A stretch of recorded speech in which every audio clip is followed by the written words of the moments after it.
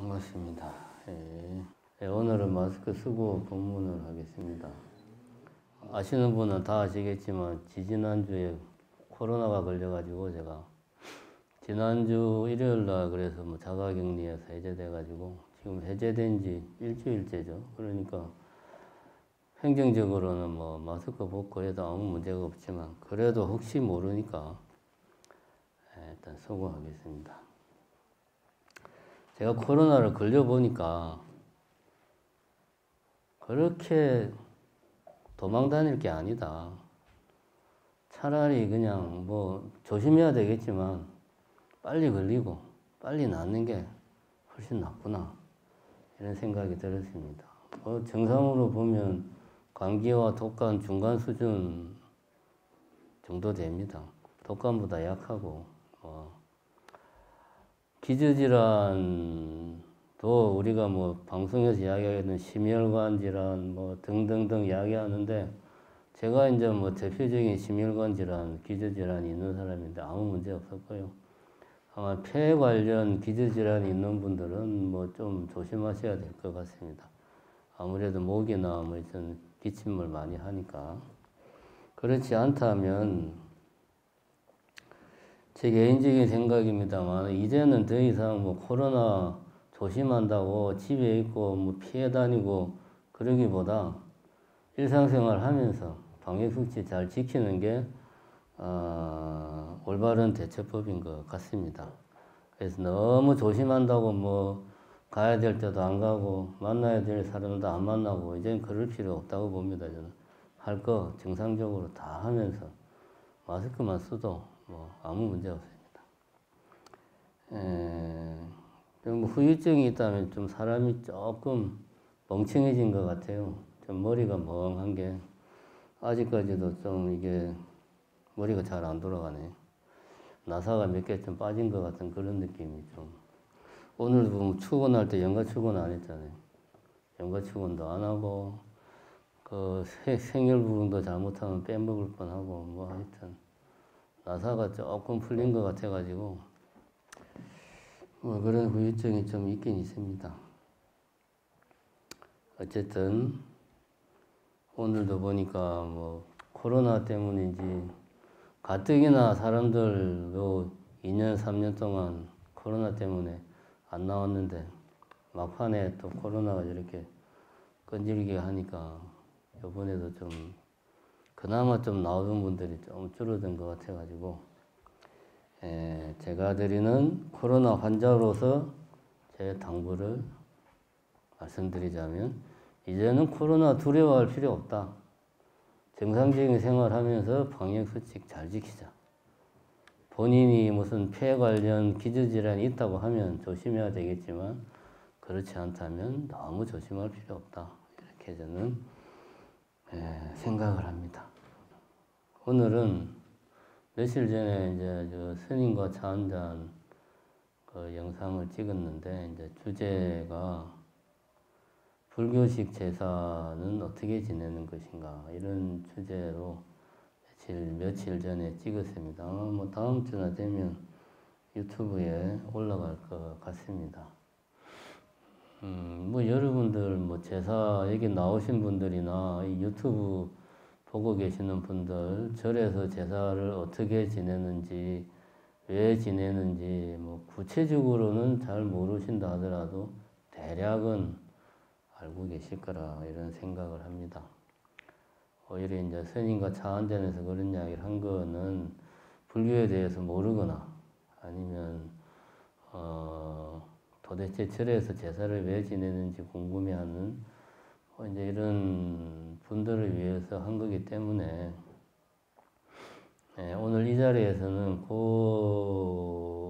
며칠 전에 제가 스님과 차 한잔 그 영상을 찍고 나서 든 생각이 하나 있어가지고 그 이야기는 잠깐 할까 합니다. 법문이라기보다 편하게 들어주시기 바랍니다. 제사라는 게 뭐냐? 물론 이제 절집에서 말하는 제사는 불교에서 말하는 제사는 의미가 분명합니다. 제사, 불교에서 말하는 제사는 그러니까 시식과 법식을 베풀어서 영가님들로 하여금 하루빨리 깨달음을 얻도록 하는 것. 이것이 불교에서 말하는 제사입니다. 근데 모든 종류의 제사를 다 놓고 봤을 때 한 가지 공통점이 있더라. 그게 뭐냐 하면 제사라는 것은 눈에 보이는 세계와 눈에 보이지 않는 세계가 제사상을 가운데 두고 서로 만나는 게 제사입니다. 쉽게 이야기하면 산 사람과 죽은 사람이 제사상을 앞에 놓고 서로 대화를 하는 게 제사예요. 이거는 좁은 의미의 제사입니다. 우리가 제사를 지낼 때는 조상님들한테만 돌아가신 영혼들에게만 제사 지내는 게 아니거든요. 천지신명에게도 제사 지내고, 그죠? 태양에게도 제사 지내고, 저기 뭐 아메리카 저기 뭐 마야 문명 그런 데 보면 태양신을 섬기잖아요. 태양신에게도 제사 지내고. 이런 식으로 이제 제사의 대상이 어떤 영혼에만 국한되지 않기 때문에 산 사람과 죽은 사람이 제사상을 가운데 놓고 서로 만나는 자리라고 정의를 하기에는 협소하다. 넓게 보면 제사라 하는 것은 눈에 보이는 세계, 우리가 이렇게 보고 듣고 느끼는 지금 이 세계와 눈에 보이지 않는 세계, 영혼, 뭐 신, 절대자, 뭐 하늘님, 뭐라고 표현하든지 간에 어쨌든 그 뭔가 눈에 보이지 않는 세계, 이 두 세계가 제사상을 앞에 놓고 서로 만나는 게 제사입니다. 그리고 눈에 보이는 세계의 입장에서 보면 제사라는 것은 눈에 보이지 않는 이 그 세계에 도움을 받아서 이 눈에 보이는 세계에서의 삶이 행복해졌으면 하는 게 제사를 지내는 목적입니다. 모든 제사의 공통점입니다. 이거는 내가 불행하기 위해서 제사 지내는 사람은 없습니다. 남을 저주하기 위해서 제사 지내지는 않죠. 그거는 제사가 아니죠, 그거는. 그죠? 어쨌든, 산 사람, 살아있는 이 세계, 우리 눈에 보이는 이 세계에서 제사를 지내는 이유는 분명합니다. 내가 이 세계에서 잘 먹고 잘 살기 위해서. 결국은 그겁니다. 조상님을 섬기는 것도 조상님을 섬겨서 어쩌자는 거냐. 그래서 조상님 득점 보자는 게 결국은 제사를 지내는 목적이다. 그래서 우리가 모든 종류, 동서고금을 막론하고 동양과 서양을 막론하고 옛날, 지금 다 통틀어서 제사라고 이야기하는 부분은 이러한 공통점이 있다. 그러면 제사를 구성하는 부분은 첫 번째가 눈에 보이는 이 세계, 그리고 눈에 보이지 않는 세계, 이렇게 제사를 구성하는 한 축이 있고, 그 다음에 결정적으로 중요한 것은 이 두 세계 사이에 제사상이 있어야죠. 제사상이 두 번째로 중요한 제사를 구성하는 한 요소다. 그리고 세 번째는 두 세계가 만나서 가만히 있으면 그 제사 지내는 게 아니죠. 뭔가를 해야 됩니다. 의식을 치르죠. 의식을. 그 이제 종교에 따라서, 그 나라에 따라서, 문화에 따라서, 사회에 따라서, 시대에 따라서 다 다릅니다, 의식이. 그래서 뭔가를 합니다, 이제. 자, 이렇게 제사는 결국은 세 가지로 우리는 나누어서 볼 수가 있어요. 첫 번째는 제사를 구성하는 눈에 보이는 세계와 눈에 보이지 않는 이 세계. 두 번째는 그 세계를 만나게 하는 제사상. 세 번째는 그 제사상을 차려놓고 두 세계 간에 서로 뭔가를 하는 어떤 행위. 자, 이 세 가지가 제사의 중요한 구성 요소다. 이렇게 볼 수 있습니다. 그럼 첫 번째부터 하나씩 잘 보자. 눈에 보이는 세계라는 게 뭐냐? 지금 우리가 이렇게 보고, 듣고, 냄새 맡고, 맛보고, 만져서 촉각으로 느끼고, 이래저렇게 해가지고 내 기억 속에 남아있는 이미지, 뭐 그런 것들을 다 통틀어서 눈에 보이는 세계라고 우리는 이야기를 합니다. 뭔가가 있다. 뭔가가 존재한다. 여기에 시계가 있다. 새가 노래한다. 아니면은 자동차가 달려간다. 이렇게 말을 할 때는 항상 우리는 뭔가가 있고 그 뭔가가 뭔가를 해요. 라고 우리는 생각을 합니다. 그 뭔가가 있다는 게 뭔 이야기냐. 결국 뭔가가 있다는 것을 곰곰이 생각해 보면 다른 게 아닙니다. 우리가 그 뭔가를 보고, 눈으로 보고, 귀로 듣고, 코로 냄새 맡고, 혀로 맛을 보고, 만져서 그 촉각을 느끼고, 이렇게 보고, 듣고, 냄새 맡고, 맛보고, 느낀 그러한 정보들을 종합해서 내 마음속에 어떤 이미지, 기억으로 남아있는 어떤 상이 있고, 이런 것들이 쫙 있으면은 우리는 이거를 모아서 뭔가가 있다라고 이야기를 합니다. 보통 우리는 반대로 생각하죠. 뭔가 있으니까 본다. 뭔가 있으니까 듣는다. 그죠? 새가 노래를 하니까 우리가 듣지. 자동차가 지나가니까, 자동차가 달려가니까 내 눈에 보이는 거지. 근데 우리는 그거를 정확하게 이야기를 할 필요가 있습니다. 내가 보니까 있는 겁니다. 있다는 게 다른 게 아니에요. 있다는 게 다른 게 존재한다.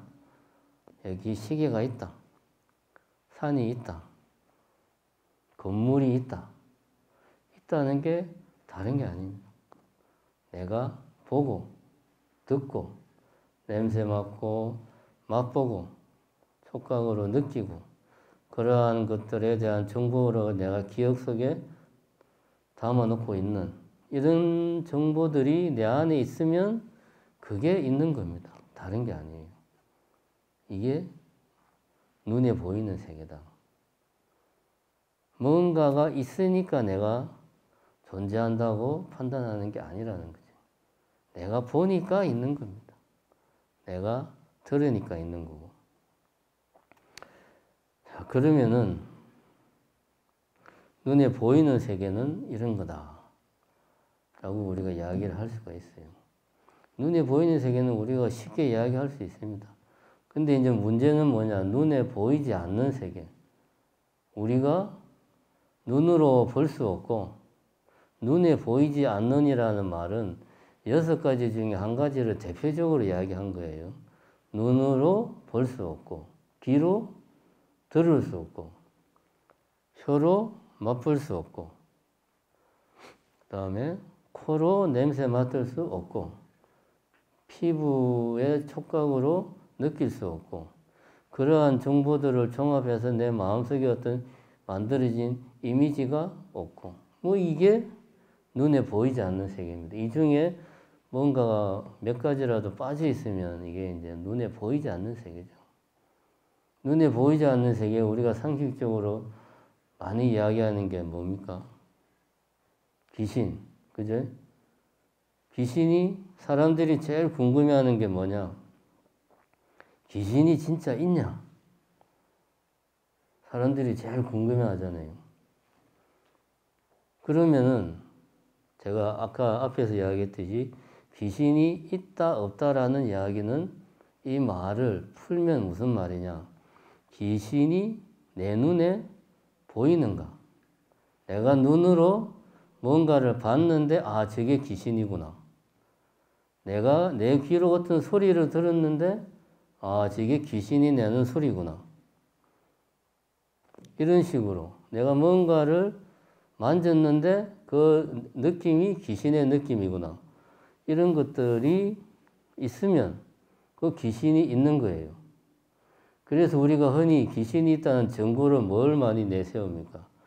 뭐 CCTV에 찍혔는데 책상이 자기 혼자 막 움직이고 그러더라. 뭐 예를 들면 방석이 자기 혼자 막 CCTV에 찍혔는데 움직이더라. 그걸 보고 야, 귀신이 있다. 내지는 뭔가 흐릿한 뭔가가 지나가는 게 CCTV에 잡혔다. 뭐 이제 이런 것으로 우리는 아, 귀신을 봤다. 내지는 뭐 귀신이 내는 소리를 들었다. 이렇게 이야기를 합니다.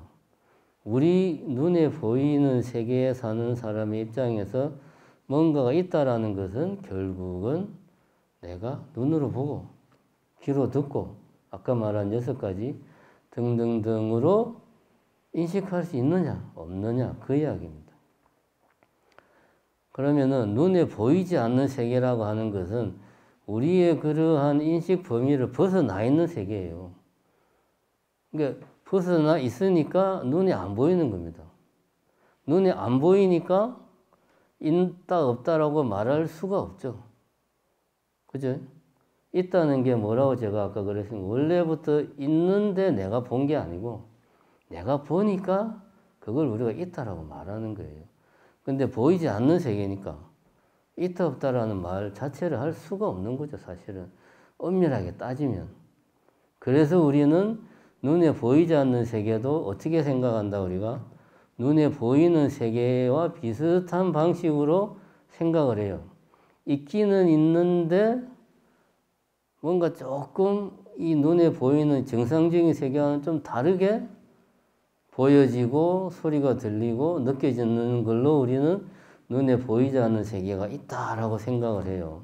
아까 제가 귀신에 대해서 이야기했듯이 뭐 책상이 혼자 움직인다든가 뭐 CCTV에 뭔가 희미한 뭔가가 뭐 지나간다든가 정상적으로 인식하는 것이 아니 뭔가 비정상적인 걸 눈에 보이지 않는 세계가 존재한다는 증거로 이야기하는데 그건 엄밀하게 따지면 증거가 아니에요. 왜? 계속 이야기하지만 내가 보니까 있는 거예요. 있으니까 보는 게 아닙니다. 그러니까 눈에 보이지 않는 세계는 못 보는 거예요, 내가. 우리의 인식 범위를 벗어나 있는 거예요.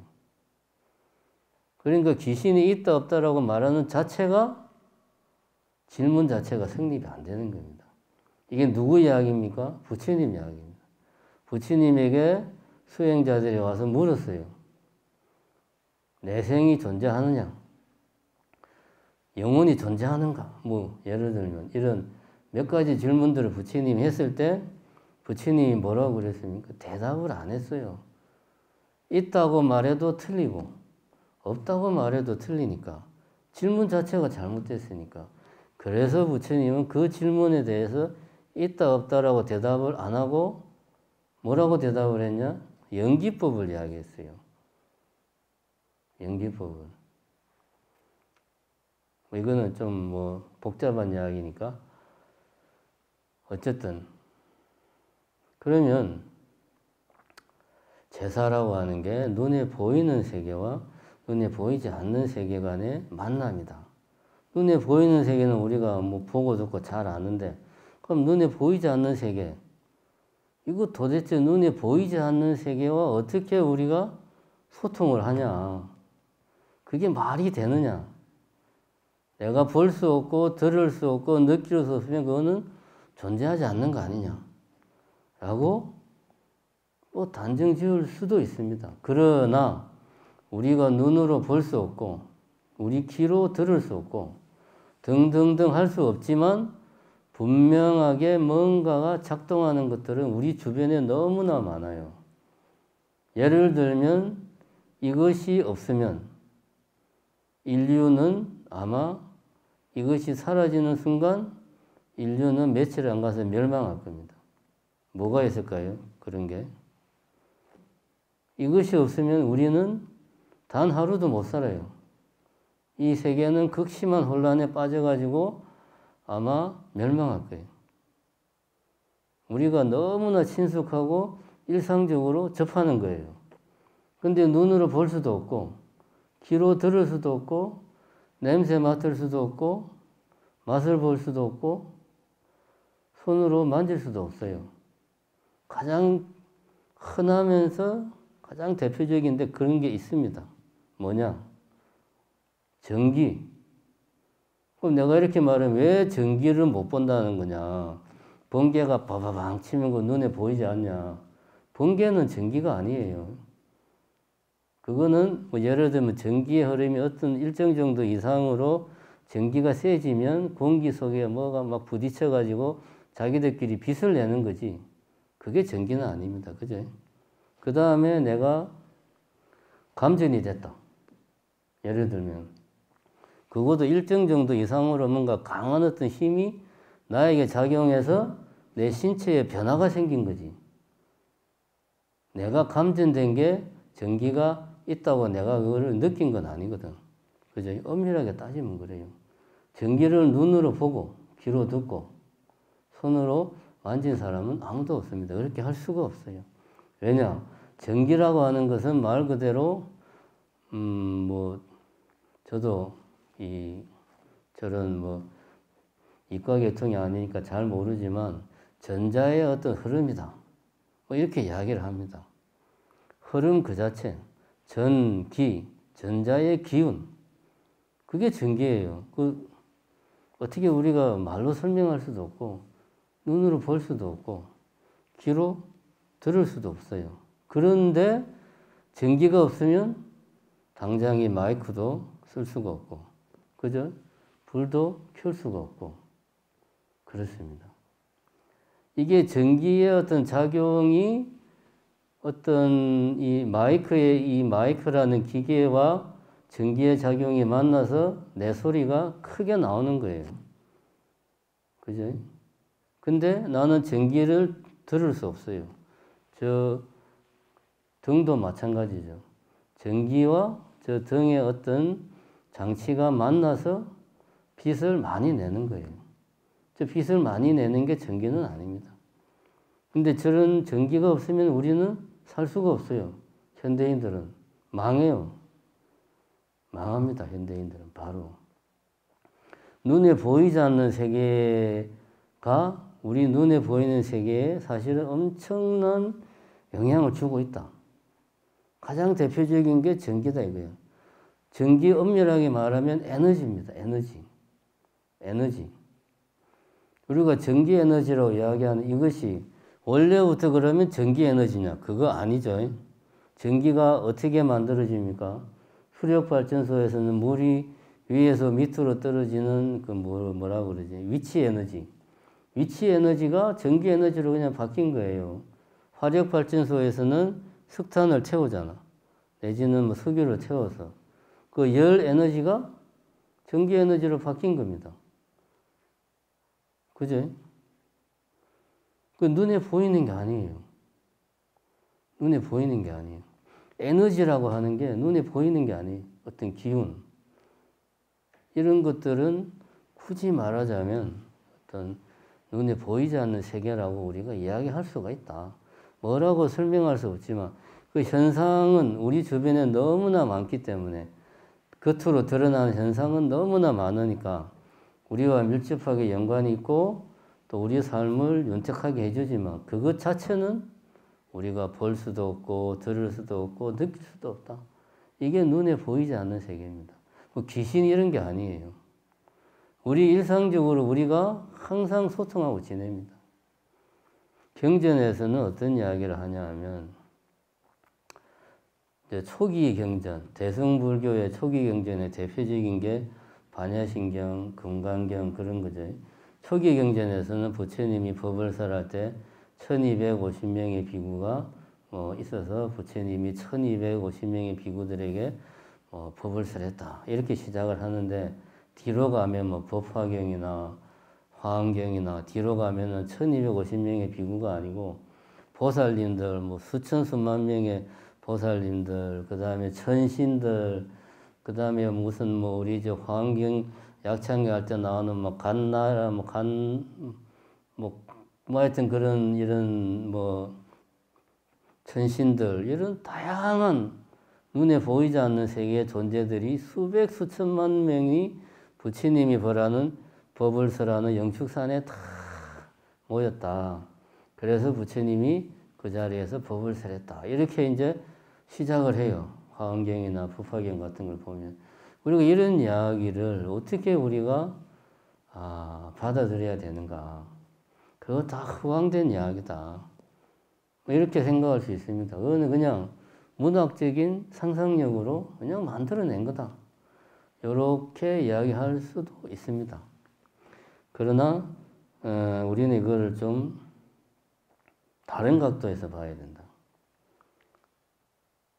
우리가 제사를 지낼 때 바로 눈에 보이지 않는 세계와 눈에 보이는 세계와의 만남이 제사인데, 경전에서는 그러한 만남을 경전을 시작할 때 아까 말한 그런 식으로 표현을 했고, 또 우리는 제사를 지낼 때 눈에 보이지 않는 세계에 여러 부류의 존재들이 이 제사를 지내는 자리에 참석을 한다. 예를 들면 가장 먼저 불보살님들이 이 제사에 참석을 한다.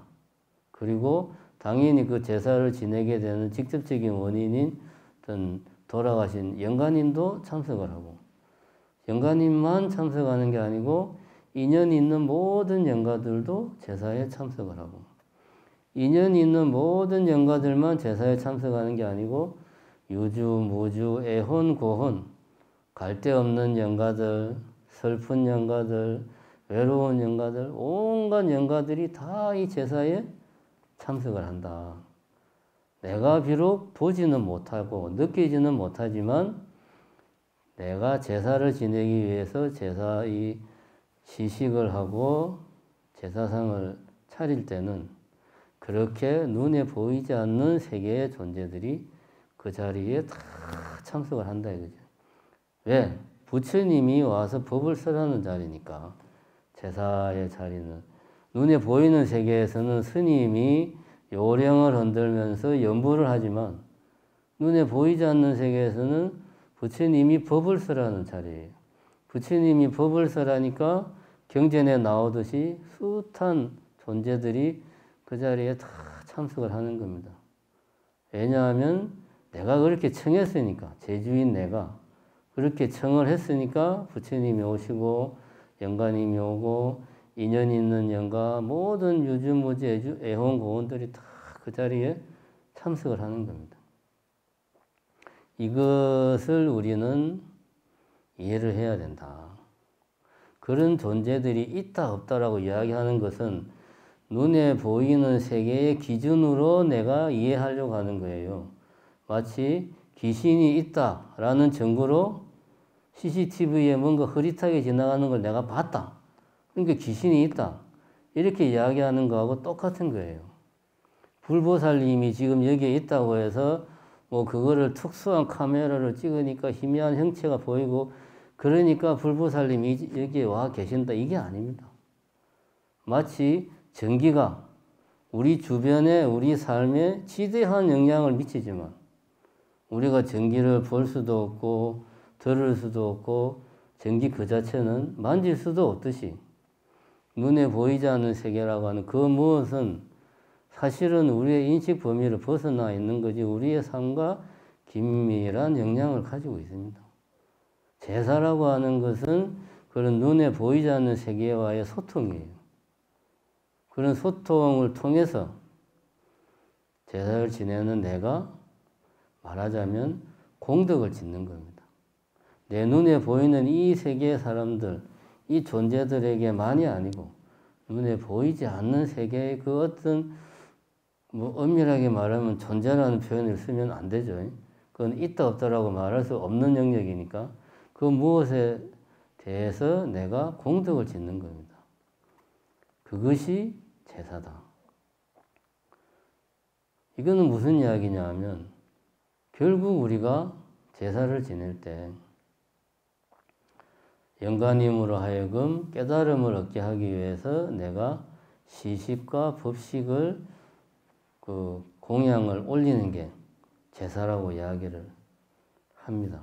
그러면 그것을 공양을 올리는 내 입장에서는 눈에 보이지 않는 모든 그 어떤 그 무엇들에게 말하자면 내가 공양을 올리는 거고 그것이 일종의 내가 그 보시를 하는 거죠. 이런 것들이 제사의 한 측면입니다. 눈에 보이는 세계의 입장에서는 그것이 눈에 보이지 않는 존재들에게 내가 무주상 보시를 하는 거죠. 그 존재들에 대해서 내가 공덕을 짓는 겁니다. 공덕을 짓는 이유는 나도 모르게 내가 지은 악업들을 내가 소멸하고자 공덕을 짓는 겁니다. 이렇게 우리는 생각을 해야 된다.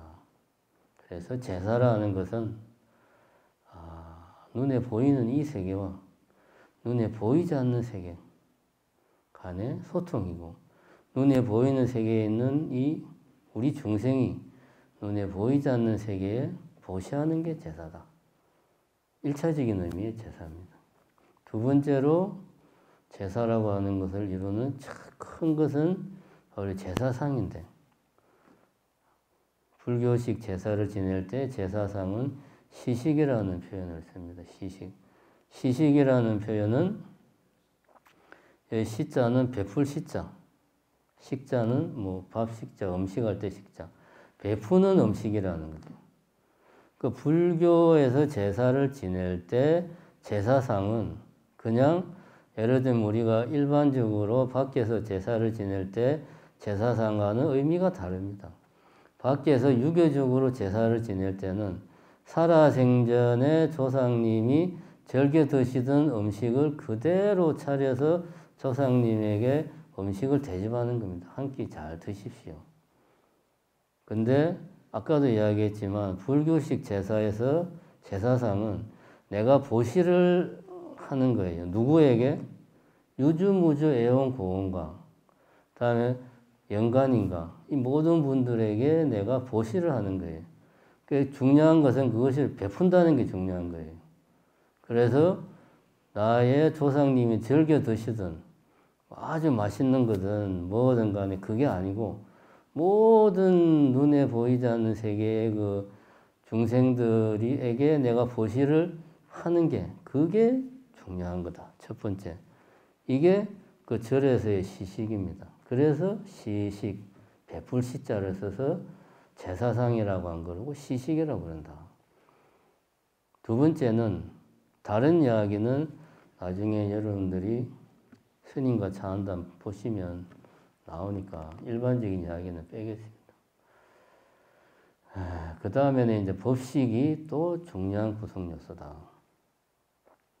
제사라고 하는 것은 눈에 보이는 세계에서는 음식을 놓고 스님이 연부를 하고 참석한 대중들이 경전을 독송하는 이게 제사입니다. 근데 눈에 보이지 않는 세계에서 제사는 그게 아닙니다. 불보살님이 그 법석이 차려진 자리에 와서 법을 쓰라는 거예요. 그 법을 많은 중생들이 모든 중생들이 와서 그 법을 듣는 거예요. 그럼 그 자리를 누가 마련하냐? 눈에 보이는 세계에 우리가 그 자리를 마련을 하는 겁니다. 그게 뭐다? 법식이다. 법으로 차려진 제사상이다. 부처님의 가르침으로 차려진 제사상, 그래서 법식이라고 그럽니다. 그래서 제사를 지낼 때 스님들이 요령을 흔들면서 막 연보라는 게 다 보면 부처님이 영가들에게 법을 쓰라는 그 내용입니다. 그 눈에 보이는 우리들은 그것을 목으로 소리를 내야 귀로 들리니까 스님들이 대신 소리를 내주는 거예요.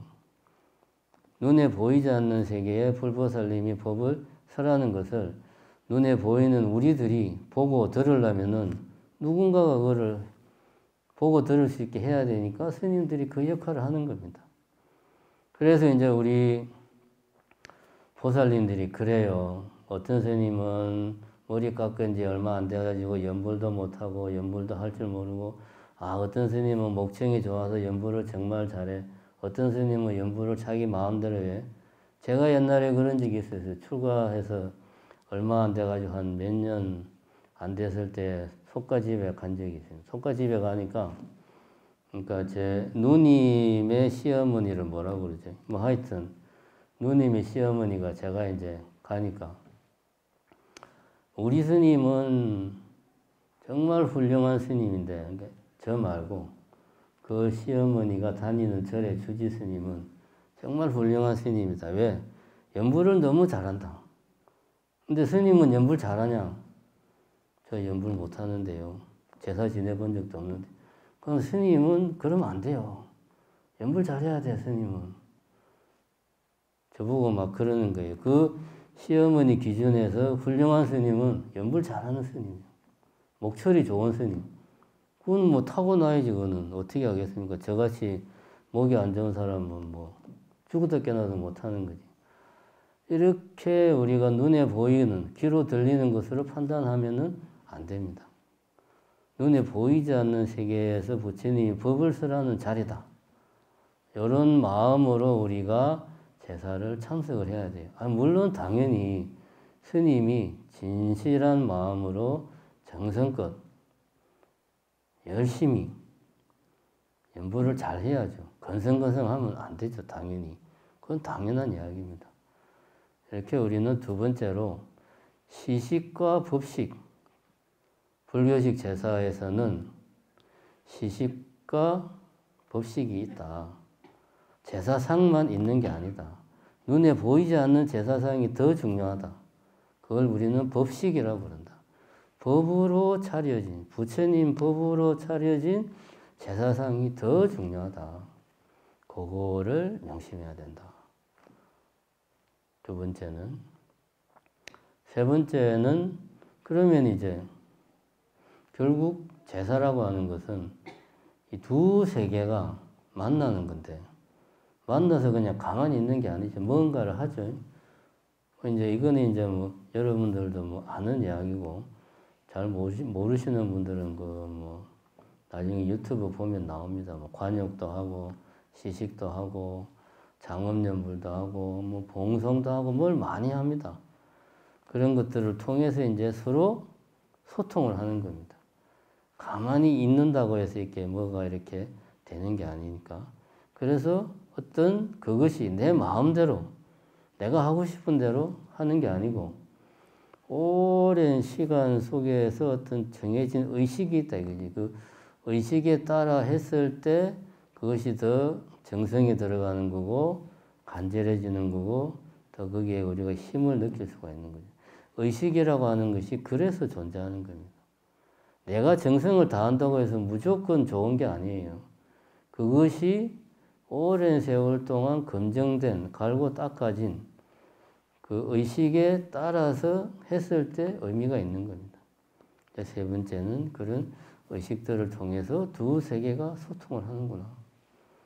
이렇게 제사라고 하는 게 우리가 그냥 단순하게 제사상 차려가지고 스님이 연불하고 이렇게 그냥 생각할 수만은 없다. 거기에는 우리는 눈에 보이는 세계도 있지만 눈에 보이지 않는 세계 분명히 뭔가 우리는 그러한 세계와 소통을 한다 하는 것을 명심할 필요가 있습니다.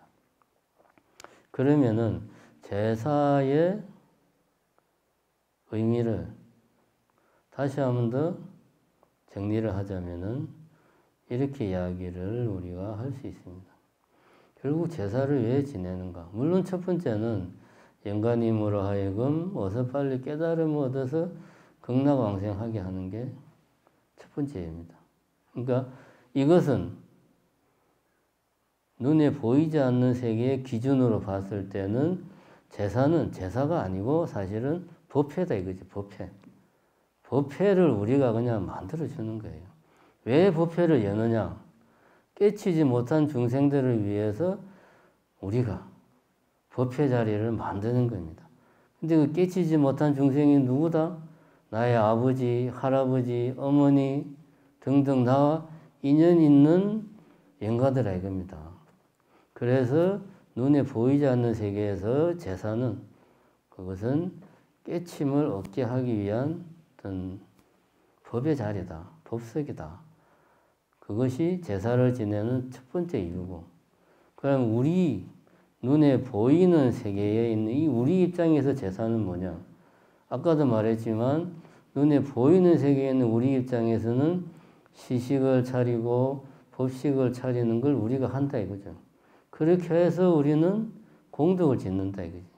공덕을 지음으로 해서 우리가 알게 모르게 쌓았던 악업들을 내가 이렇게 공덕을 지음으로 해서 다 소멸하는 겁니다.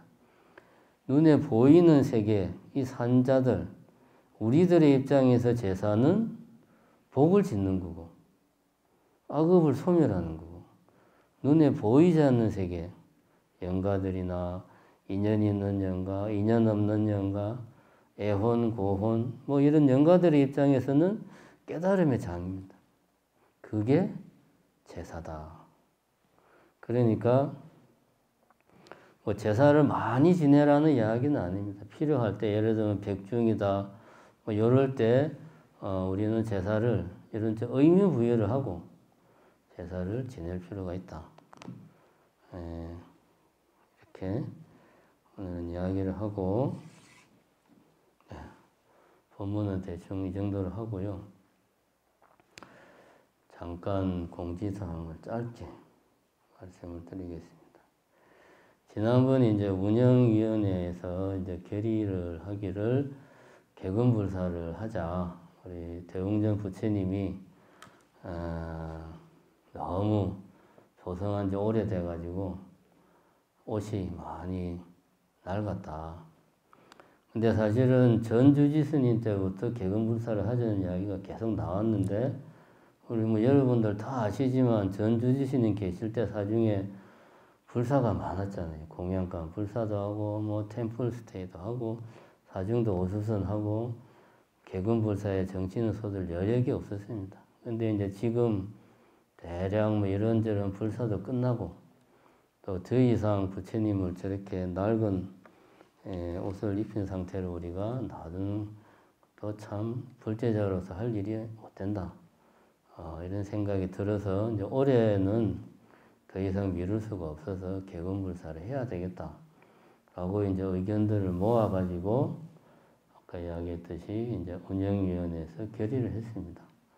그래서 이제 오늘 이제 공식 석상에서는 처음 이렇게 이야기를 하는 거고, 이제 조만간 어떤 홍보하는 내용도 만들어지고 구체적인 이제 계획도 이야기를 하고 어떻게 동참할 수 있는지 이런 것들 조만간 이야기를 할 겁니다. 그러면은 여러분들 뜻 있는 분들, 마음 있는 분들은 다 동참하셔가지고 우리 정신사 대웅전 우리 삼전불 부처님 이 기회에 새 옷으로 잘 우리가 준비해서 새 옷을 입으실 수 있도록 그렇게 마음을 내주시기 바라고, 개근불사를 하면 아마 가을에 구체적인 계획은 뭐 사중에서 이제 뭐 세우고 있지만 가을쯤에 점안식을 할 겁니다.